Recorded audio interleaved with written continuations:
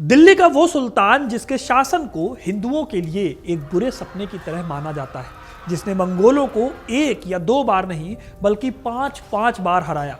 मैं बात कर रहा हूं अलाउद्दीन खिलजी की, जिसे दिल्ली के सुल्तानों में सबसे खूंखार माना जाता था। लेकिन उसकी मौत आज भी एक रहस्य है। वो कैसे मरा, इसके बारे में कई थ्योरी हैं। कोई कहता है कि वो एक बीमारी से मरा, तो किसी के हिसाब से उसके सबसे वफादार और उसके प्रेमी मलिक कफूर ने उसे मरवा दिया। इस वीडियो में मैं आपको बताऊंगा कि कैसे हुई थी अलाउद्दीन खिलजी की मौत। तो वीडियो को इन तक जरूर देखिएगा, क्योंकि अपना इतिहास नहीं जानोगे तो खुद को कैसे पहचानोगे। जब दिल्ली की सत्ता पर मोहम्मद गौरी ने कब्जा किया तो एक ऐसे दौर की शुरुआत हुई जिसमें सुल्तानों ने अपने शासन को बढ़ाने के लिए कई युद्ध लड़े। यह वीडियो भी ऐसे ही एक सुल्तान की है। वो सुल्तान जिसने अफगानिस्तान से लेकर मध्य भारत तक के हिस्से को अपने कब्जे में किया। वो सुल्तान था अलाउद्दीन खिलजी। अलाउद्दीन खिलजी ने अपनी जिंदगी में कई लड़ाइयां लड़ी और बेहद कम लड़ाइयां हारी, और इस जीत में उसका सबसे बड़ा एक हथियार था, एक इंसान, मलिक कफूर। अलाउद्दीन खिलजी का ये वो हथियार था जिसने उसे दक्षिण को जीतने में मदद की थी। मलिक कफूर की बदौलत ही अलाउद्दीन ने खिलजियों की सत्ता को पीक पर पहुंचाया था। कफूर न सिर्फ अलाउद्दीन का मिलिट्री कमांडर था, बल्कि अलाउद्दीन ने अपनी मौत से पहले जो भी डिसीजन लिए उसमें मलिक कफूर की ही हामी होती थी। यहां तक कि अलाउद्दीन ने मलिक कफूर के कहने पर अपने खुद के बेटे की आंखें फोड़ दी थी। ये पूरा किस्सा क्या है आपको कुछ देर में पता चल जाएगा, लेकिन उससे पहले जानते हैं कि अलाउद्दीन था कौन और कैसे वो दिल्ली की सल्तनत का मालिक बना। साल 1267 में पैदा हुआ था अलाउद्दीन खिलजी। उसके बचपन का नाम था अली गुरशास्प, जो बाद में अलाउद्दीन बना। सुल्तान जलालुद्दीन खिलजी के बाद उसने दिल्ली सल्तनत की गद्दी संभाली थी। अपने चाचा जलालुद्दीन को मारकर वो सुल्तान बना था, ठीक वैसे ही जैसे जलालुद्दीन ने अपने सुल्तान कैकाबाद के बेटे को मारकर सत्ता हथियाई थी। लेकिन अलाउद्दीन इतनी आसानी से सुल्तान बना नहीं था। उसने सुल्तान बनने के लिए विद्रोह किया था। इस विद्रोह के लिए उसे सेना चाहिए थी, और इस सेना के लिए उसने हिंदू राज्यों को लूटना शुरू कर दिया था। इस विद्रोह और सुल्तान बनने की उसकी चाहत के पीछे की एक बहुत बड़ी वजह थी जलालुद्दीन की बेटी मल्लिकाए जहां। अलाउद्दीन ने मल्लिकाए जहां से शादी की थी। ये बात तब की है जब अलाउद्दीन विद्रोही नहीं हुआ था। दरअसल जब जलालुद्दीन सुल्तान बना तो अपने पिता की वजह से मल्लिकाए जहां घमंडी हो गई, और अलाउद्दीन खिलजी ने मेहरू नाम की एक दूसरी महिला से शादी कर ली। अब हुआ ये कि अलाउद्दीन की पहली पत्नी यानी मल्लिकाए जहां और अलाउद्दीन की अपनी सास दोनों ही सुल्तान के बहकावे में रहती थी और हमेशा ही अलाउद्दीन की नीयत पर शक करती थी। वही अलाउद्दीन खुददार था, इसलिए उसे यह सब एक बेइज्जती की तरह लगता था। फिर उसे मलिक छज्जू नाम के एक सरदार ने उकसाया विद्रोह करने के लिए। तब जलालुद्दीन ताकतवर हुआ करता था, इसलिए अलाउद्दीन ने लड़ने के लिए सेना इकट्ठी करने की सोची। उसे बड़े पैमाने पर सेना और पैसों की जरूरत थी, इसीलिए हिंदू राज्यों पर उसने हमला करना शुरू कर दिया। उसने भीलों को कमजोर किया, फिर दक्कन के यादव राजाओं को हराया। यहीं पर उसे देवगिरी के बारे में भी पता चला। फिर साल 1296 में उसने देवगिरी को भी जीत लिया। इन लड़ाइयों से उसे अपार संपत्ति और सेना मिली। फिर अलाउद्दीन ने जलालुद्दीन के खिलाफ एक षड्यंत्र रचा और उसे बधाई देने का नाटक करने के बाद 20 जुलाई 1296 के दिन मार डाला। इसके बाद उसने खुद को दिल्ली सल्तनत का सुल्तान घोषित कर दिया। 2 महीने बाद अलाउद्दीन खिलजी ने खुद को दिल्ली का दूसरा सुल्तान घोषित किया। खिलजी ने इसके बाद बड़े स्तर पर अपनी सेना बनाई।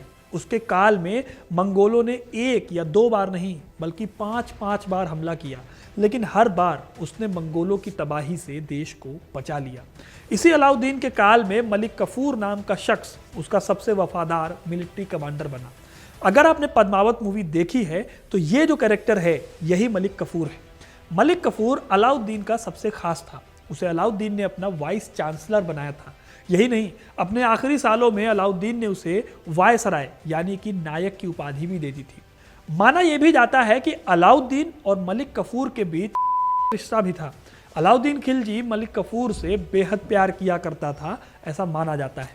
खैर, मलिक कफूर ने अलाउद्दीन खिलजी के लिए कई जंगें भी जीती। उसने गुजरात को लूटा, जिसमें सोमनाथ मंदिर की लूट भी शामिल है। इसके बाद अलाउद्दीन ने 1301 में रणथंभौर को जीता, फिर 1304 में उसने गुजरात को जीत लिया। 1305 में उसने देवगिरी को दोबारा लूटा और इसी दौर में उसे समझ आया कि नॉर्थ इंडिया से ज्यादा साउथ इंडिया में लूटपाट से फायदा मिलेगा। फिर अलाउद्दीन ने साउथ इंडिया में बड़े पैमाने पर लूटपाट मचाई। उसके ही काल में सबसे पहले कोहिनूर हीरा मुस्लिम राजाओं के हाथ लगा, जब उसने वारंगल के राजा प्रताप रुद्र को हराया। इसके बाद आगे के अभियान को मलिक कफूर ने जारी रखा और जब मलिक रामेश्वरम पहुंचा तो वहां जाकर उसने इस अभियान को रोक दिया। इस तरह से अलाउद्दीन के अधीन एक बहुत बड़ा साम्राज्य आ चुका था। अपने शासनकाल में उसने कई इमारतें भी बनवाई। दिल्ली का सिरी फोर्ट और हौज खास विलेज उसी ने बनवाया था। उसके बाद अगर आप देखें तो कुतुब मीनार के पास आज आधी अधूरी एक अलाई मीनार मिलती है, उसे भी अलाउद्दीन ने ही बनवाना शुरू किया था। हालांकि इस बिल्डिंग को बनवाने से पहले ही उसकी मौत हो गई थी। 4 जनवरी सन 1316 में उसने दुनिया को अलविदा कहा। हालांकि उसकी मौत के पीछे की वजह आज भी कई सवालों के घेरे में रहती है। आज भी कई इतिहासकार मानते हैं कि अलाउद्दीन खिलजी की मौत एक हत्या थी और इसे करने वाला कोई और नहीं बल्कि खुद मलिक कफूर था। लेकिन कुछ ऐसे लोग भी हैं दोस्तों जो मानते हैं कि तबीयत खराब होने की वजह से अलाउद्दीन मारा गया था, ना कि मलिक कफूर की वजह से।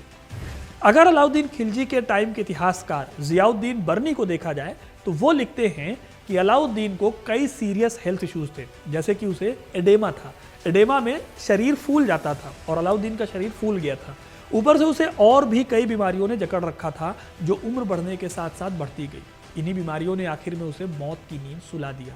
हालांकि कई लोग अलाउद्दीन की मौत के पीछे मलिक कफूर का ही नाम लेते हैं। देखिए, मैंने थोड़ी देर पहले बताया था कि मलिक कफूर अलाउद्दीन का कितना खास था और उसने अलाउद्दीन के लिए कितनी जंगें जीती थी। लेकिन जब अलाउद्दीन अपने आखिरी वक्त में था तब कफूर ने अलाउद्दीन के भरोसे का फायदा उठाया और उसका फायदा उठाकर उसने सारी ताकत को अपने हाथ में ले लिया। माना जाता है कि अलाउद्दीन की मौत के वक्त असल में कफूर ही था जो दिल्ली को चला रहा था। मलिक कफूर की साजिश के बारे में अमीर खुसरो और जियाउद्दीन बर्नी इशारा करते हैं। वैसे वो सीधे सीधे मलिक कफूर पर आरोप नहीं लगाते, लेकिन वो अलाउद्दीन की मौत और उसके बाद मलिक कफूर की बढ़ती दखलंदाजी के बारे में इशारा जरूर करते हैं। दिल्ली सल्तनत पर लिखते हुए इतिहासकार सतीश चंद्रा भी कहते हैं कि जब अलाउद्दीन की सेहत बिगड़ रही थी तब मलिक कफूर अपनी राजनीतिक चालें चल रहा था और इन चालों को अनदेखा नहीं किया जा सकता। दरअसल मलिक कफूर ने अलाउद्दीन की मौत के तुरंत बाद उसके छोटे बेटे शिहाबुद्दीन को गद्दी पर बिठाया और खुद को संरक्षक घोषित कर दिया। इससे पहले अलाउद्दीन के बड़े बेटे खिज्र खान को उसने अंधा करा दिया था। उसने अलाउद्दीन को अपने बहनोई अल्प खान की हत्या का आदेश देने के लिए भी राजी कर लिया था, जो कि एक प्रभावशाली रईस था और मलिक कफूर को वो चैलेंज कर सकता था। वहीं शिहाबुद्दीन को गद्दी पर बिठाने के बाद मलिक ने कई बड़े सरदारों को अपनी ओर मिला लिया और एक तरह से वो ही दिल्ली की सत्ता चलाने लगा पर्दे के पीछे से। इसीलिए कई इतिहासकार मलिक कफूर के इन सारे कामों को शक की निगाह से देखते हैं। दूसरी तरफ कुछ ऐसे इतिहासकार भी हैं जैसे कि पीटर जैक्सन, वो मानते हैं कि कफूर ने अलाउद्दीन की हत्या की थी। ये सेंटेंस एक बड़ा मिथक है जो मलिक कफूर के दुश्मनों ने फैलाया। जैक्सन मानते हैं कि सुल्तान की सेहत वास्तव में खराब थी। इस हालत का कफूर ने फायदा उठाया हो, इसके कोई सीधे सबूत हमें नहीं मिलते। अब दोस्तों, हुआ चाहे जो हो, लेकिन ये बात इतिहास में दर्ज है कि मलिक कफूर अलाउद्दीन की मौत के बाद काफ़ी एक्टिव हुआ था और पावरफुल भी। हालांकि कफूर अलाउद्दीन की तरह लंबे टाइम तक राज नहीं कर पाया और अलाउद्दीन की मौत के कुछ ही महीनों बाद ही कफूर की भी हत्या हो गई। उसकी हत्या के बाद दिल्ली की सत्ता डावाडोल हो गई। अलाउद्दीन की मौत के बाद अगर देखा जाए तो उसकी सल्तनत कुछ ही सालों में खत्म हो गई थी। वो भी अपने आप में एक बहुत दिलचस्प किस्सा है। अगर आप इस पर एक वीडियो अलग से चाहते हैं तो कमेंट करके ज़रूर बताइएगा, मैं उस पर भी एक वीडियो लेकर आऊँगा। बाकी अलाउद्दीन की मौत और उसमें मलिक कफूर का एंगल कई हिस्टोरियंस के लिए आज भी डिबेट का मुद्दा है। अब आप बताइए कि आपको क्या लगता है, मलिक कफूर ने उसकी हत्या कराई थी या फिर अलाउद्दीन सचमुच बीमारी से मरा था? अपनी राय में कमेंट में जरूर बताइएगा। वीडियो को लाइक और शेयर करना ना भूलें और ऐसी इंटरेस्टिंग कहानियों के लिए, इतिहास से जुड़े रहने के लिए हिस्ट्री कनेक्ट को सब्सक्राइब जरूर करें। धन्यवाद।